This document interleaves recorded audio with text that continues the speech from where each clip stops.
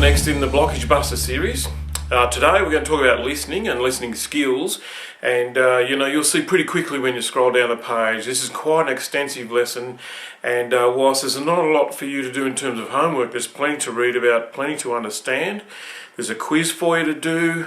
Like I said, pretty comprehensive, and you're probably best to allocate some time to it and get it done properly, because I think that this is one of the real secrets in life, and it doesn't appear that way. So let's start with something that's not in the text, and that is that when you're talking, the chances are you're not learning. When you're listening, the chances are you're finding something out. The question is, how alert are you and how ready are you to find that thing out? So aside from everything in the lesson, which we've put together, and as I said, will be a really solid basis for you being a much more effective communicator. Not just listener, but communicator. Here's my tip on it. I think listening skills are one of the great secrets in life. And the reason I say great secrets is they're vastly underrelated or undervalued and not used effectively. And so here's what's not in the material below. When I listen, I'm listening professionally and therefore presumably better. I don't know that that's actually the case, but I know that if I don't listen effectively, I'm not going to be able to do my work. So I've got that bit of extra kind of concentrated effort, I suppose, because I know that I have to hear what's going on to be able to find out the truth and help somebody. So here's how I do it. What I do is, firstly, is I listen literally. So I'm listening to the words that people use to describe what they mean. And quite often what you'll find is that you think you've got an accurate description of something from somebody, when in actual fact they haven't told you much at all. So I seek clarification. So typically someone will say to me, I felt really bad. Now, bad is not actually a feeling. Bad is what happens to food that goes off. So I would seek clarification. I would say, can you tell me more about feeling bad? Was it in your chest, your stomach, your head? What did it feel like? And can you choose from this bunch of feelings? Were you anxious?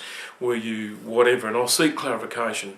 Now, I'll only interrupt long enough to find out what they actually meant by that one word description, and then go back again, listening literally. And what you'll find when you listen literally, that is the actual words people use, you'll find that quite often somebody you're listening to literally is not making sense, but they're making sense to you because of the tone of voice they're using. So the second thing that I listen to or listen for is the tone that's being used. Now, that's the tone of someone who's a whinger, someone who's a winner, someone who's always right, someone who's always wrong. What's the tone that gets me past the words that have no real meaning? Because that subtly is being communicated as well. Because, if you listen to someone who's habitually right, and no one can always be right, but if you'll hear that in their tone of voice, and that will change how you will communicate back with them. So I listen to the words literally, I listen to the tone of voice, and then I listen to the language. Now, by language, I don't mean French or German. I mean the language of a winner, the language of a loser, the language of someone who's not used to getting their own way, the language of someone who thinks that their station in life is fixed and they're never going to change, the language of someone who's been able to make something of their lives. There's 1,000 of those, so I can't tell you what to listen for, but I'm just saying listen for the language that they're using, because by the time you put together the literal meaning of the words, the tone, the language that person uses, and we all have our own unique one, then what you'll have is deep insight into what it is that they're trying to communicate to you. So that leaves us open to the next concept, and that is, all right, so what happens if they convince me? If it's an argument and I'm listening that openly, will I suddenly be converted to their point of view? And I've never found that to be the case, but I have found that it means I understand where they're coming from, and that means that I'm more able to communicate to them that I do understand, and then they're likely to listen to my point of view.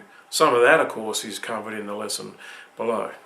So, turn yourself into a professional listener. It's a fantastic thing to do. Bye for now.